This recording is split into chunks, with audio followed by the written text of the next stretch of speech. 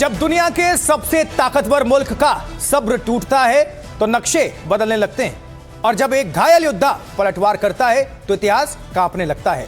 नमस्कार, मेरा नाम आशुतोष चतुर्वेदी है। कचहरी के स्पेशल एडिशन में आप सभी दर्शकों का बहुत स्वागत करता हूं। महाजंग के बीच आज दुनिया उस कगार पर खड़ी है जहां से वापसी का रास्ता शायद इतिहास की किताबों में भी नहीं मिलेगा। पश्चिम एशिया के आसमान में बारूद की गंध अब केवल पारंपरिक धमाकों तक सीमित नहीं रही, बल्कि इसमें उस अदृश्य मौत की आहट शामिल हो चुकी है जिसने हिरोशिमा और नागासाकी को दशकों तक राख में तब्दील कर दिया था और दुनिया ने देखा था यह तबाही और इसका मंजर। WHO ने जैसे इस खतरे को कबूला, दुनिया के माथे पर चिंता की एक मोटी लकीर खिंच गई। WHO ने माना है कि पश्चिमी एशिया में छिड़ी जंग परमाणु आपदा की तरफ आगे बढ़ रही है। महायुद्ध में हो रही बमबारी और बढ़ते तनाव ने संयुक्त राष्ट्र को अपनी फाइलों से रेडिएशन रिस्पांस के पन्ने पलटने पर मजबूर कर दिया है। हनन बल्खी जो WHO की क्षेत्रीय निदेशक हैं, उनके शब्द रूह कपा देने वाले हैं।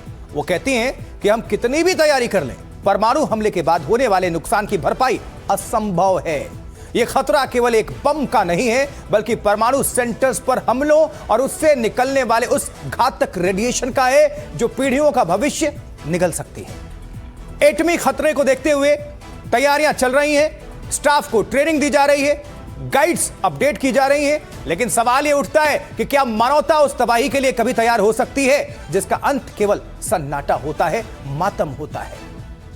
परमाणु हमले की संभावनाओं के बीच दुनिया के सामने सवाल खड़े हैं। क्या कूटनीति पूरी तरह दम तोड़ चुकी है, जो अब संयुक्त राष्ट्र को सीधे परमाणु युद्ध की तैयारी करनी पड़ रही है?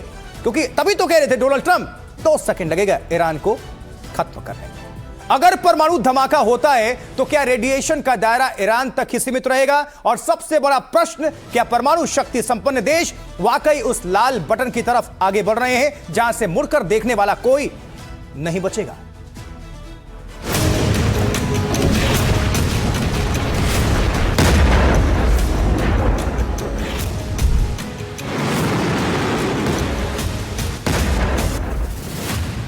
क्या 2 सेकंड में ईरान को खत्म कर देंगे ट्रंप?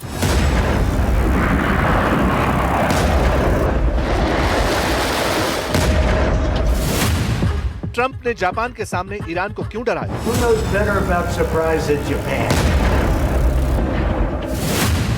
जो जापान के साथ किया वही ईरान के साथ होगा। व्हाइट हाउस से इन तस्वीरों पर ईरान की नजर थी। हो सकता है बंकर में मौजूद मुज्तबा और उनके कमांडर्स ट्रंप का एक एक शब्द सुन रहे हों। जैसे ही ट्रंप ने अपनी स्पीच में हथियारों पर बात की, ये बताया कि $200 अरब के हथियार क्यों चाहिए, नए हथियारों का जिक्र और सप्लाई लाइन की बात कही, उसी के फौरन बाद ईरान को न्यूक्लियर बम से उड़ाने की धमकी दे दी। Well, we're asking for a lot of reasons beyond even what we're talking about in Iran. This is a very volatile world, and the military equipment, the power of some of this weaponry is unthinkable. You don't even want to know about it. Oh, you could end this thing in 2 seconds if you wanted to, but we are being very judicious. So we're in very good shape, but we want to be in the best shape we've ever been in. यानी अमेरिकी राष्ट्रपति खुलकर कहना चाहते हैं कि वो 2 second में एक न्यूक्लियर बम वाला कोड दबा सकते हैं और उससे ईरान का खात्मा हो जाएगा। लेकिन जरा इस धमकी की टाइमिंग पर गौर कीजिए, क्योंकि जंग में ऑप्टिक्स का अहम किरदार रहता है।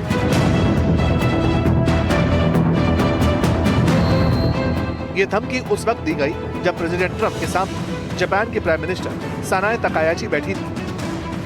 वो जापान जिस पर अमेरिका ने पहली बार इन बमों का इस्तेमाल किया था और पर्ल हार्बर की घटना का संपूर्ण तरीके से बदला लिया था। अब जहां तक पर्ल हार्बर की बात है, तो उसे लेकर भी ट्रंप ने इंडिकेशन दिया। जापान के सामने जापान के अमेरिका पर किए गए सेकेंड वर्ल्ड वॉर वाले पर्ल हार्बर अटैक का जिक्र कर दिया। ट्रंप का बयान सुनाने से पहले पर्ल हार्बर का हमला और फिर अमेरिका का एंटी दोनों समझना जरूरी है। दूसरे विश्व युद्ध के शुरुआती साल यानी 1939 से 1941 तक अमेरिकी जनता और वहां की संसद वॉर के खिलाफ था। अमेरिका ने कानून बना लिया था कि जो भी देश युद्ध में सम्मिलित रहेंगे वो उन्हें हथियार नहीं बेचेगा। हालांकि 1941 आते आते अमेरिका ने अपनी नीति में बदलाव किया और अमेरिका ने ब्रिटेन, रूस और चीन को उधार यानी लीज पर हथियार देना शुरू किया। इसे अमेरिका के लोकतंत्र का शस्त्रागार यानी आर्सेनल ऑफ डेमोक्रेसी कहा गया। लेकिन शायद अमेरिका ने अंदाजा नहीं लगाया था कि जो हथियार वो दे रहा है वो उसे युद्ध की तरफ खींचने वाले हैं। उस वक्त जर्मनी के अलावा जापान भी तेजी से अपनी सीमाओं का विस्तार कर रहा था। जापान ने अमेरिका पर पहला वार किया। 7 दिसंबर 1941 पर्ल हार्बर, यूएस नौसेना बेस। रविवार का दिन था। पर्ल हार्बर पर हलचल थी। छुट्टी के दिन कई सैनिक प्रेयर अटेंड करने गए थे, लेकिन जैसे ही घड़ी के कांटे ने सुबह 7:55 को छुआ, अचानक बादलों को चीरता हुआ एक जापानी बॉम्बर दिखाई दिया। उसके पंखों पर जापान के उगते सूरज का लाल निशान था। कोई कुछ समझ पाता तब तक अमेरिकी जमीन पर बारूद बरस चुका था।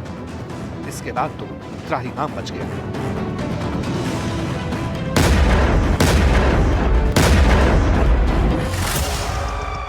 अमेरिका के संभलने से पहले 360 जापानी युद्धक विमानों का एक झुंड आया और उन्होंने पर्ल हार्बर पर मौजूद अमेरिकी नौसैनिक अड्डे पर भीषण हमला कर दिया।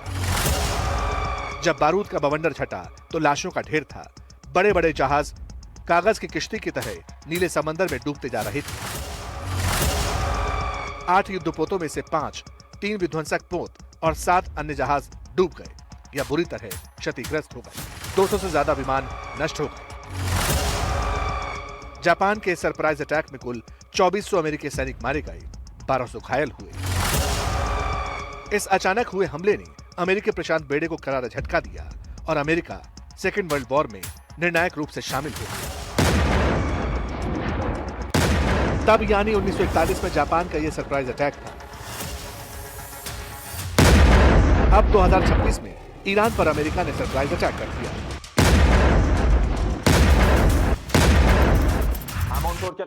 हम पहले भी ये ऐलान कर चुके हैं कि अब ईरान की सेना उन सभी जगहों पर हमला करेगी जो अमेरिका और इजराइल से ताल्लुक रखते हैं और हम उन हमलों की जिम्मेदारी लेने से पीछे नहीं हटेंगे।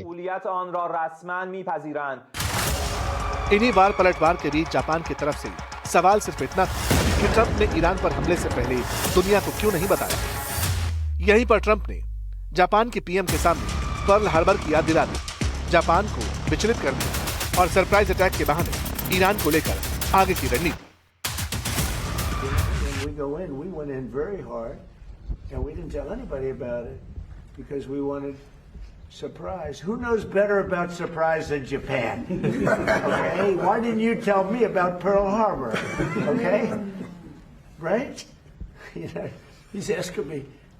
Now you believe in surprise, I think much more so than us, and we had to surprise him, and we did. And because of that surprise, we knocked out, the first 2 days, we probably knocked out 50% of what we, and much more than we anticipated doing. So if I go and tell everybody about it, there's no longer a surprise. Trump क्या करने वाले हैं वो इसके indication पहले ही दे देते हैं। सवाल है इस बार सरप्राइज अटैक कैसा होगा, क्योंकि अमेरिका की तरफ से महा हमले के संकेत लगातार रिलीज हो रही हैं। संकेत नंबर 1, 12 मार्च को ट्रंप ने कहा था 1 घंटे में तेहरान को खत्म कर देंगे। संकेत नंबर 2, अमेरिका ने हॉर्मुज़ स्ट्रेट के पास ईरानी मिसाइल सेंटर पर 5000 पाउंड के बंकर बस्टर बम दाग दिए। संकेत नंबर 3, ईरान के बुशहर न्यूक्लियर पावर प्लांट पर मिसाइल से हमला हुआ, रेडिएशन लीक का खतरा पैदा होने लगा। संकेत नंबर 4, अमेरिका ने अपना सबसे बड़ा बंकर बस्टर बम 2 बार इस्तेमाल कर लिया है। संकेत नंबर 5, अमेरिकी रक्षा मंत्री ने दावा किया कि ईरान पर अब तक का सबसे बड़ा हमला होगा। और संकेत नंबर 6, ट्रंप का यह कहना कि ईरान को 2 सेकंड में खत्म कर सकते हैं। Right now, they've lost their Navy, they've lost their Air Force, they have no anti-aircraft apparatus at all, they have no radar, their leaders are gone, and we can do a lot worse to one another. We're leaving certain things that if we take them out, or we can take them out by this afternoon, in fact within an hour, they literally would never be able to build that country back.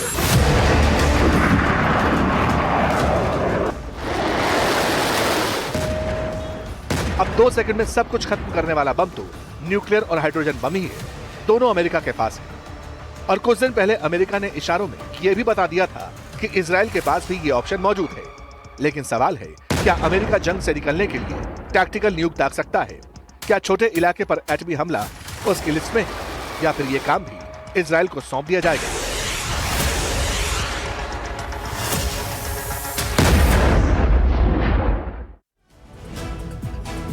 तो Iran के जलते हुए क्षितिज पर टिकी दुनिया की निगाहें अब शायद सिर्फ एक चमत्कार की उम्मीद ही कर रही हैं। उधर सुपर पावर अमेरिका और इजराइल रोज ईरान को नक्शे से मिटाने की कसमें खा रहे हैं। लगातार दावे होते हैं तेहरान घुटनों पर है, उसकी कमर टूट चुकी है, लेकिन हकीकत उन 66 मिसाइलों के धुएं में छुपी है जो पिछले कुछ घंटों में इजरायली डिफेंस शील्ड को चीरते हुए जमीन को थर्रा चुकी है। इजराइल, अमेरिका जितना तगड़ा प्रहार ईरान पर कर रहे हैं, उतनी ताकत से ईरान भी जवाबी पलटवार कर रहा है। तो सवाल है कि आखिर ईरान के पास ऐसी कौन सी ताकत मौजूद है जिसे मात देने में सुपर पावर अमेरिका को नाको चने चबाने पड़ रहे हैं? आखिर ईरान हार क्यों नहीं मान रहा है, वो भी तब जब युद्ध में उसकी टॉप लीडरशिप से लेकर सेना के टॉप कमांडर्स तक मारे जा चुके हैं। यह बहुत बड़ी बात है वाकई। तो दरअसल ये लड़ाई एक हाथी और चींटी की नहीं है, बल्कि एक आधुनिक शिकारी और एक ऐसे जिद्दी योद्धा की है जो अपने ही घर की गलियों में जाल बिछाकर बैठा है। अमेरिका की धमकियों के बीच ईरान ने ऑपरेशन वदाए सादिक शुरू कर दिया है। और अब सवाल है कि ईरान की बारूदी सप्लाई चेन के सुरमा कौन है? फोर्ड के नाम पर ट्रंप को धमकी देने वाले कहां ऑपरेट कर रहे हैं? मुस्तबा की IRGC के वो चेहरे जो डोनाल्ड ट्रंप को परेशान कर रहे हैं, जिन्हें दुनिया मुस्तबा के वॉरियर कह रही है, अब उन्हीं की पेशी कचहरी में आपके लिए।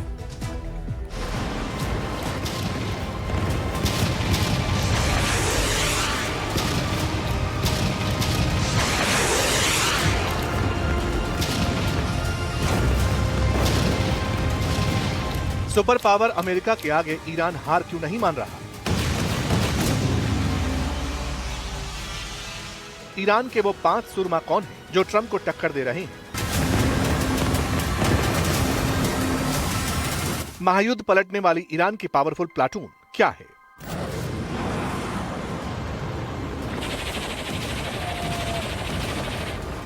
मुश्तबा खामनेई के कितने आयरन मैन एक्टिव हैं?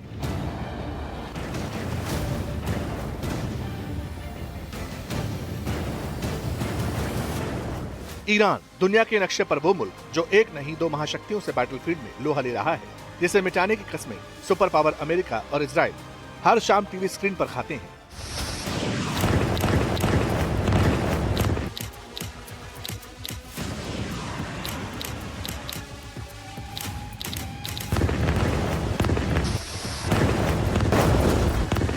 अट्ठाईस फरवरी से छिड़ी विध्वंसक जंग में कोई दिन ऐसा नहीं गुजरा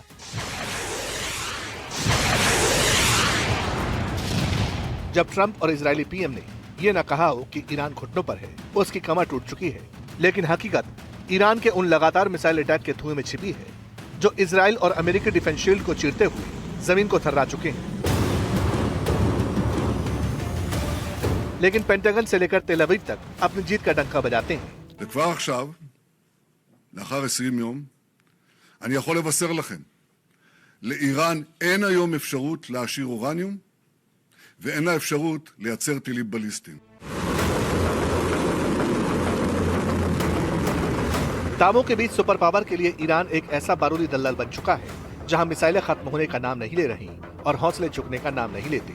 धमकियों के बीच ईरान का मैसेज क्लियर है, हम मिटेंगे नहीं, हम लड़ेंगे। उन्हें मुझे मारने दो, हम मौत से नहीं डरते हैं। हमें अपनी जान राष्ट्र के नाम देने में कोई संकोच नहीं है। ये हमारे लिए गर्व की बात होगी, मगर हम दुश्मनों के सामने कभी नहीं झुकेंगे, न सीज फायर करेंगे, न सरेंडर करेंगे। झुकना अमेरिका और इजराइल को पड़ेगा।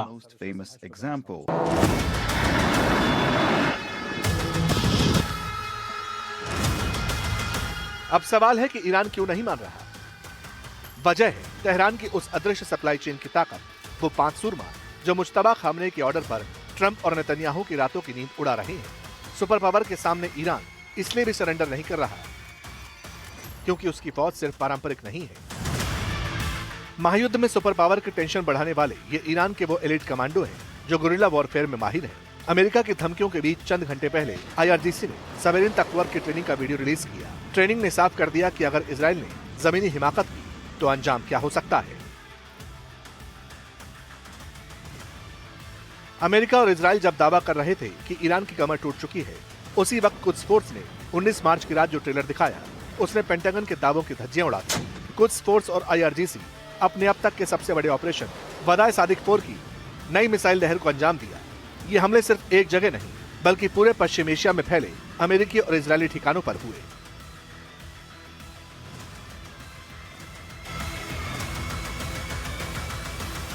ईरान की सीमाओं से बाहर इराक और यमन में बैठकर अमेरिका के ठिकानों को निशाना बनाने वाली सबसे घातक कुछ फोर्स ने जब ये हमले किए तो दुनिया ये सोचने पर मजबूर हो गई कि क्या ये तीसरे विश्व युद्ध की दहलीज है। महायुद्ध में ईरान के तीसरे सुरमा का नाम है बसीज फोर्स। ये वो वॉलंटियर फोर्स है जो ईरान के चप्पे चप्पे में फैली है। ये सिर्फ सैनिक नहीं, ईरान की ढाल है जो किसी भी आंतरिक विद्रोह को कुचलने और बाहरी हमले के वक्त तेहरान के लिए ह्यूमन शील्ड बनने को तैयार रहते हैं।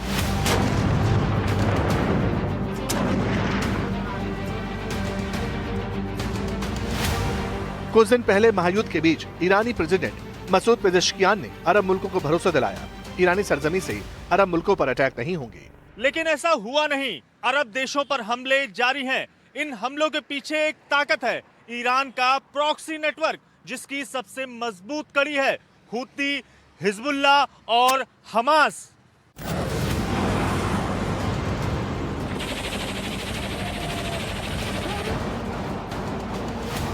महायुद्ध में इजराइल के खिलाफ जंग का एक फ्रंट हूती, हिजबुल्लाह और हमास ने खोला हुआ है।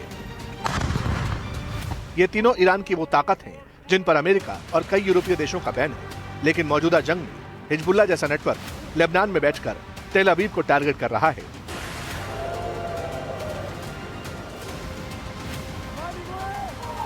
जिसकी टीस इजराइल को महसूस हो रही है। यमन से सीरिया और लेबनान की सरजमी से हूती, हमास और हिजबुल्लाह इजराइल और अमेरिका की टेंशन बढ़ा रहे हैं। ईरान के प्रॉक्सी वॉर नेटवर्क से इजराइल को ही नुकसान नहीं हो रहा, ऐसा भी नहीं है। सुपर पावर को इस जंग लड़ने में डॉलर्स पानी की तरह बहाने पड़ रहे हैं। तेहरान की युद्ध नीति का सबसे रहस्यमयी और शक्तिशाली हिस्सा है उसके अंडरग्राउंड मिसाइल शहर और प्रॉक्सी ऑपरेशंस का लॉजिस्टिक।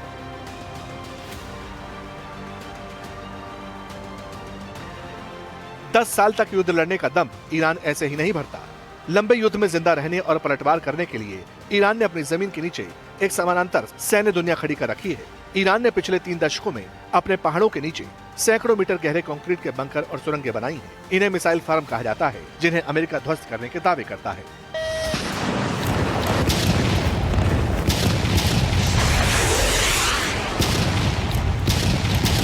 ईरान अमेरिका के दावों को झूठा बताता है क्योंकि ईरान की मिसाइल सिटी जमीन से 500 मीटर नीचे है, जिन्हें भेदने में अमेरिका के बंकर बस्टर्स का दम भी फूलता है। इस बीच ईरान ने सुपर पावर के खिलाफ नया ऑपरेशन लॉन्च किया है। ईरान ने ट्रंप को सीधी चेतावनी दी है।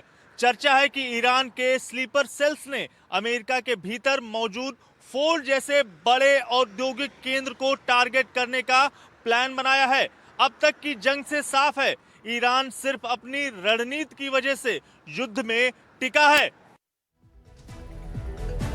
इतिहास गवाह है, जंग कभी जमीन के लिए हुई, कभी मजहब के लिए, लेकिन महायुद्ध के बीच धधकते बारूद को देखकर दुनिया एक कड़वे सच को कबूल करने लगी। सच ये है कि इंसानी खून से अब दुनिया का काला सोना यानी क्रूड ऑयल हो चुका है। आज तक दुनिया कयास लगा दी रही कि तीसरा विश्व युद्ध तेल या पानी पर होगा। इन्हीं आशंकाओं को आज प्रेसिडेंट डोनाल्ड ट्रंप के एक बयान ने और गहरा दिया। ट्रंप कहते हैं कि अमेरिका के बिना नाटो एक कागजी शेर है। एटमी ताकत होने पर भी नाटो ईरान जंग में शामिल नहीं होना चाहता। और अब जब यह लड़ाई अमेरिका ने सैन्य रूप से जीत ली गई अमेरिका की तरफ से, तो खतरा बहुत कम है। तब नाटो मुल्क तेल की ऊंची कीमतों की शिकायत करते हैं और स्ट्रेट ऑफ हॉर्मुज को खोलने में मदद नहीं करना चाहते। नाटो से ट्रंप की अदावत का चैप्टर तब और खुलकर सामने आ गया जब डोनाल्ड ट्रंप ने नाटो के लिए कायर शब्द का इस्तेमाल किया। और अब सवाल है कि क्या ईरान से जंग की पाइपलाइन इसीलिए बिछाई गई क्योंकि इजराइल तेल की नई पाइपलाइन बिछाना चाहता है? क्या इजराइल को डॉलर का नया कॉरिडोर दिखने लगा है? क्योंकि चंद घंटे पहले प्रधानमंत्री नेतन्याहू ने यह कहकर दुनिया को चौंका दिया कि ईरान का ब्लैकमेल सहने से अच्छा है होर्मुज को बाईपास करो और अपनी तरफ से तेल ले जाओ। तेल की पाइपलाइन हमारे इलाके से गुजरे तो क्या इजराइल नया तेल रूट तैयार करने वाला है? और आखिर वो तेल रूट है कौन सा जिस पर ईरान और इजराइल दशकों से दूर विरोधी रहे? अब जंग के इसी चैप्टर को कचहरी में आपके लिए पेश है।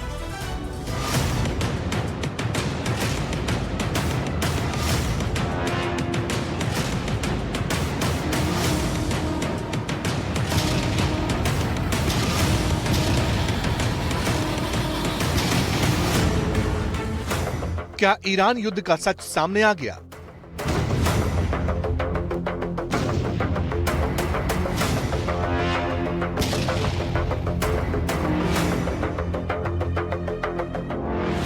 तो मिसाइल प्रोग्राम खत्म करना मकसद नहीं था।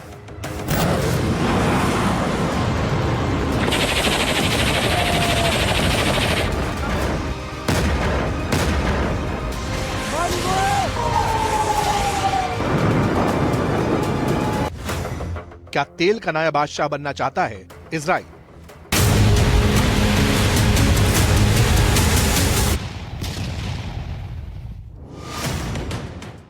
हॉर्मुज को लेकर अमेरिका परेशान है, नई फौज भेजने का ऐलान कर चुका है। वो चाहता है कि ईरान ने दुनिया पर जो तेल और गैस बम दागा है उससे किसी तरह छुटकारा मिले। लेकिन जिस वक्त हॉर्मुज स्ट्रेट को लेकर अमेरिका युद्ध के नए ऑप्शन और दुनिया के नए साथी तलाश रहा था, उसी दौरान इजराइल ने दुनिया को यह बता दिया कि अब ईरान से ब्लैकमेल होने की जरूरत नहीं है। इजराइल के प्रधानमंत्री नेतन्याहू सामने आए, बता दिया कि दुनिया चाहे तो नया रूट इस्तेमाल कर सकती है, वो रूट जिसकी पाइपलाइन इजराइल बिछाएगा और जिसकी सुरक्षा भी इजराइल ही करेगा। I think that what has to be done is to have alternative routes instead of going through the choke points of the Hormuz Straits and the Bab el-Mandeb Straits in order to have the flow of oil. Just have oil pipelines going west through the Arabian Peninsula, right up to Israel, right up to our Mediterranean ports, and you've just done away with the choke points forever. That is definitely possible. So I see that as a real change that will follow this war. यानी Netanyahu के दिमाग में जंग के खात्मे की बातें चल रही हैं और इसी तरह के स्टेटमेंट ट्रंप की तरफ से भी फ्लोट हो रहे हैं कि वो किसी भी वक्त जंग रोकने का ऐलान कर सकते हैं। तो क्या सारा खेल तेल की धार मोड़ने को लेकर था? क्या इजराइल ऑयल पावर बनने के लिए नया हॉर्मुज बनाना चाहता है? क्या इजराइल तेल और गैस एक्सपोर्ट वाले रूट का एकाधिकार चाहता है? दरअसल जिस पाइपलाइन की बात नेतन्याहू कर रहे हैं उसका मतलब समझ लीजिए, क्योंकि दुनिया का लगभग 20 से 30% कच्चा तेल हॉर्मुज के संकरे रास्ते से गुजरता है और ईरान इसे बंद करके दुनिया की इकोनॉमी को बंधक बनाए हुए है। अब अगर तेल की पाइपलाइन अरब प्रायद्वीप यानी सऊदी अरब और यूएई से होते हुए सीधे इजराइल के भूमध्य सागर वाले बंदरगाहों जैसे हाइफा या अशदोद तक पहुंचती है तो ईरानी रूट पर तेल की निर्भरता पूरी तरह खत्म हो जाएगी। इस पाइपलाइन से इजराइल पश्चिम एशिया की सियासत को भी साध सकेगा, क्योंकि यह पाइपलाइन सऊदी अरब और दूसरे खाड़ी देशों को इजराइल के साथ आर्थिक रूप से मजबूती से जोड़ देगी। एक नई पाइपलाइन से ईरान को काउंटर करने के लिए सुन्नी अरब देश और इजराइल एक ही एनर्जी ग्रिड का हिस्सा बन जाएंगे, जो पूरे इलाके में एक नया पावर ब्लॉक बना देगा। लेकिन इससे सिर्फ मिडिल ईस्ट ही नहीं बल्कि पूरे यूरोप की प्रॉब्लम भी सॉल्व हो सकती है, क्योंकि यूक्रेन वॉर के बाद यूरोप रूसी गैस और तेल का विकल्प ढूंढ रहा है। अब चूंकि इजराइल के भूमध्य सागर वाले बंदरगाह यूरोप के बेहद करीब हैं, इसलिए वहां पहुंचने वाला अरब देशों का तेल यूरोप के लिए सबसे सुरक्षित और छोटा रास्ता होगा, जिससे सुएज नहर पर भी निर्भरता कम होगी। शायद तभी इजराइल ईरान की हॉर्मुज वाली सप्लाई लाइन को दुनिया के लिए ब्लैकमेलिंग का सेंटर बता रहा है। The death cult in Iran is trying to blackmail the world by closing a key international maritime route, the Straits of Hormuz. It won't work. Israel is helping in its own way, and intel and other means, the American effort to open the Straits of Hormuz rather. But I want to ask you to imagine how the Ayatollah regime would be able to blackmail the entire world if they had ballistic missiles with nuclear warheads. इन बातों पर Iran ने कैसे react किया, ये सुनने से पहले उस नक्शे को देख लीजिए जो ईरान ने नई रूट के तौर पर दुनिया के सामने रिलीज किया है। असल में जब से हॉर्मुज स्ट्रेट बंद है, तब से कुछ जहाज आगे से घूमकर अपने डेस्टिनेशन तक जा रहे हैं। इससे हो यह रहा है कि जिन जहाजों को ईरान इजाजत दे रहा है, वो लारक द्वीप होते हुए हॉर्मुज को बाईपास करते हैं और फिर आगे बढ़ जाते हैं। यानी ईरान से जहाज निकल तो रहे हैं, लेकिन उसकी शर्तों पर। अब इजराइल हॉर्मुज के नाम पर दुनिया को डरा रहा है, लेकिन दूसरी ओर ईरान कहता है कि वो इजराइल है जो फॉल्स फ्लैग ऑपरेशन की तैयारी में है। बिस्मिल्लाहिर्रहमानिर्रहीम। हमें इस तरह की रिपोर्ट्स मिल रही है कि इजराइल एक बार फिर इस इलाके में एनर्जी इंफ्रास्ट्रक्चर पर हमला करने की साजिश कर रहा है और उसका अगला टारगेट अरामको कंपनी भी है। इजराइल की पहले की आक्रामक कार्रवाई भी ईरान को फंसाने के लिए की गई थी, ताकि आसपास के मुल्कों और ईरान में दरार पैदा की जा सके।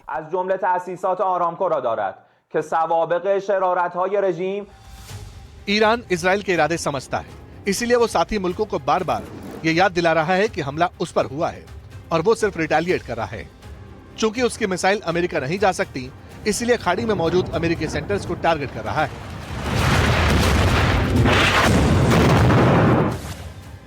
लेकिन अब बात खाड़ी में गैस फील्ड पर हमले तक आ चुकी है और खाड़ी मुल्क भी ईरान को लेकर एक मत नहीं है। तुर्की और कतर इजराइल को हमले का दोषी मानता है, जबकि सऊदी कहता है कि ईरान ने भरोसे की लकीर लांघ दी है।